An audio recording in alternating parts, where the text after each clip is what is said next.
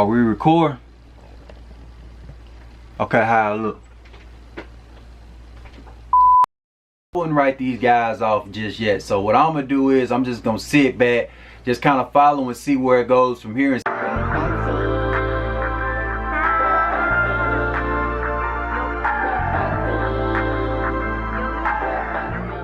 So let's talk about it, guys. Y'all know why I'm here for, and I gotta discuss it because it's being discussed amongst these internet streets, man.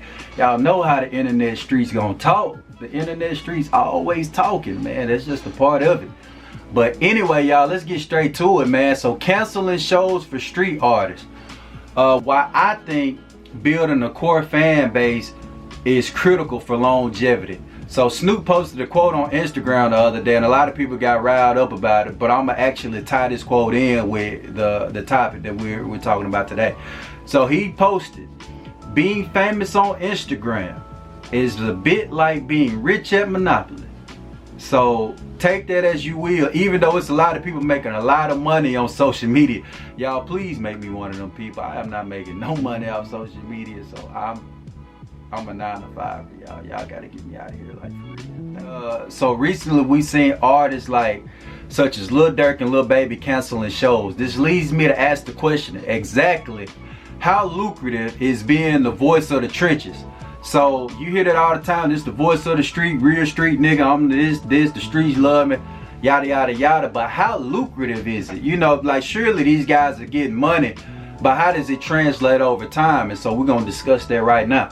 Here we have two rap personalities that are larger than life that are struggling to sell out larger size venues.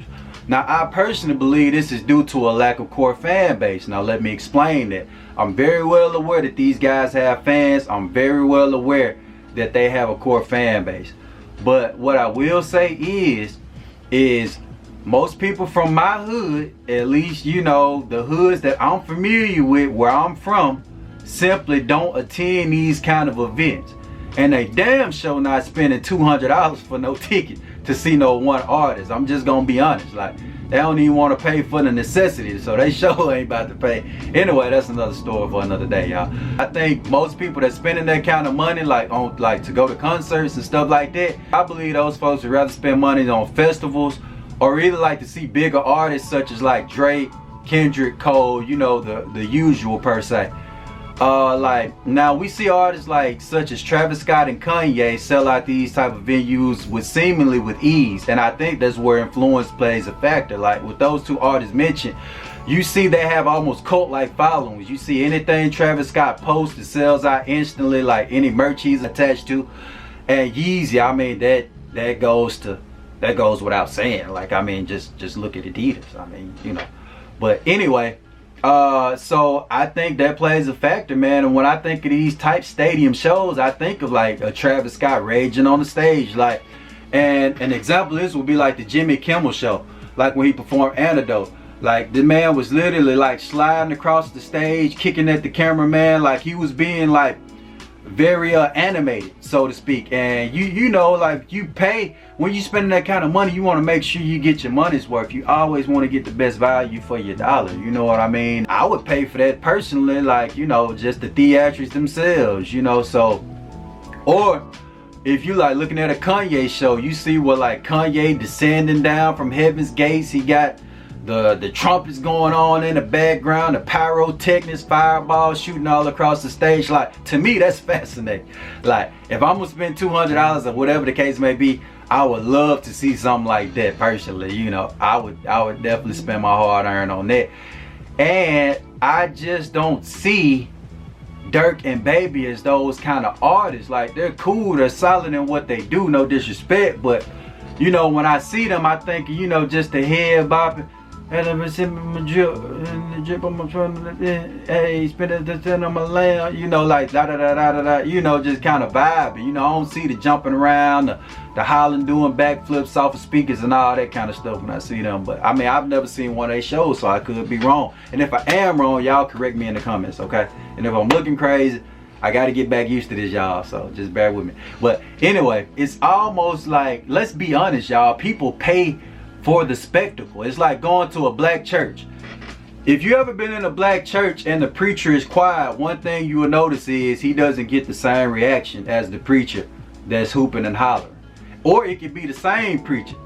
You know, he'll start off with his sermon, he cool, and then he get riled up, and when they bring that sweat rag out at the black church, and you know he gotta get the assistant pastor or the mother to start fanning him, he gonna, and Jesus said, when he get into all that and you know, when he, that's when, everybody get crunk then, y'all. I'm telling you, if you've been to a black church, well, a black church in the South, I don't know how everybody else route, but if you've been to a black church in the South, then you know what I'm saying is factual.